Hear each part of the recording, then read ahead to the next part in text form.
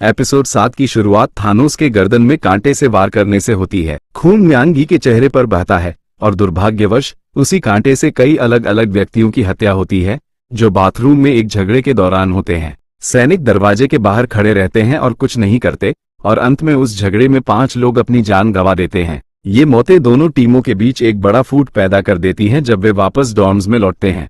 समय बहुत अहम है और जबकि गी हुन और अन्य जेर पक्ष के लोग भाग्यशाली लगते हैं, ये देखना बाकी है कि क्या कोई अगले वोट में अपना मन बदलता है या नहीं, अगर वे वहां तक पहुंच पाते हैं तो। इसी बीच समुद्र में कप्तान ड्रोन से खेलते हुए पाया जाता है और दुर्भाग्यवश वो ड्रोन पायलट को कई बार चाकू मारता है और फिर उसे सबूत छिपाने के लिए समुद्र में फेंक देता है। ये पता चलता है कि कप्तान वास्तव में उनके खिलाफ काम कर रहा है, लेकिन फिलहाल वुसेक और जून हो को इस बारे में कोई जानकारी नहीं है। खेल में वापस नो यूएल को नियंत्रण में लिया जाता है और अधिकारी को पता चलता है कि वह उनके नियमों के मुताबिक खेल रही है, कम से कम अभी के लिए। सैनिकों को एक विशेष खेल के लिए तैयार होने को कहा जाता है जो जल्द ही होने वाला है। गी हुन मानते हैं कि उनका गुस्सा उन लोगों के खिलाफ होना चाहिए जो उच्च स्तर पर हैं और जो खेल को नियंत्रित कर रहे हैं, न कि उनके सहप्रतियोगियों के खिलाफ। इन सभी को इस बारे में कोई जानकारी नहीं है कि इन्हों उनके खिलाफ काम कर रहा है। जैसे ही अंधेरा होता है, गी हुन अपने समूह को बिस्तरों के नीचे छिपने के लिए निर्देशित करता है ताकि कोई भी ध्यान न आकर्षित हो। हालांकि ओ टीम के लोग अपने दुश्मनों को जितना हो सके उतना मारने की कोशिश करते हैं, जिससे हंगामा मच जाता है। गी हुन एक छोटी सी बलि देने का फैसला करता है ताकि खेल को खत्म किया जा सके और वो सबको बिस्तरों के नीचे छिपने के लिए नहीं बताता ताकि उनकी योजना को आश्चर्यचकित किया जा सके।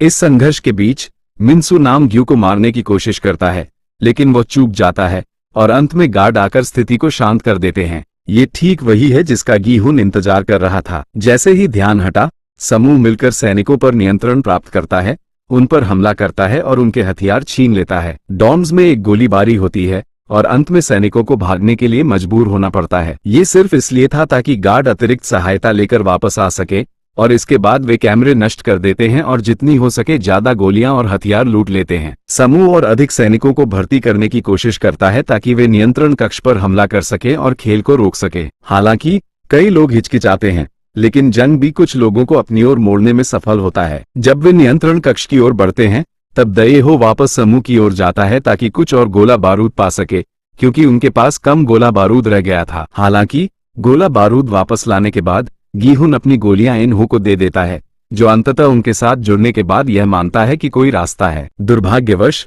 दयेहो अपना मन बदलता है और इस सारी अफरा तफरी में अपने साथियों को छोड़ देता है। ह्यूनजू को कुछ गड़बड़ लगती है और वह वापस डॉर्म्स जाने का फैसला करती है। बैंगनी गलियारे में समूहों के बीच लड़ाई होती है और इन्हो अंततः अपनी चाल चलता है, विद्रोहियों को धोखा देता है और उनकी पीठ में गोली मारता है। वो गी हुन को रेडियो करता है और कहता है कि वे मर चुके हैं, लेकिन असलियत कुछ और ही होती है। गी हुन एक बार फिर धोखा खा जाता है, यह मानते हुए कि उसका दोस्त मर चुका है, और फिर वो एक और गोली चलाता है और रेडियो चैनल बदलता है। इसके बाद इन्हो सैनिकों से रेडियो करता है और कहता है, काम खत्म करो। सैनिक डॉर्म्स में आक्रमण करते हैं, जहां ह्यूनजू को योंग सिक की मां के द्वारा ये सलाह दी जाती है कि वह ना हिले और इसमें शामिल न हो। वो मान जाती है, जबकि बाकी विद्रोहियों को भारी संख्या में मार दिया जाता है, यहाँ तक कि जो समर्पण कर देते हैं, और वे सब मारे जाते हैं। यहाँ एकमात्र अपवाद गी हुन है, क्योंकि उसे महत्वपूर्ण कथानक सुरक्षा मिलती है। फ्रंटमैन गी हुन का सामना करता है और उसके सामने जंग बी को मार डालता है। गी हुन आसमान की ओर चिल्लाता है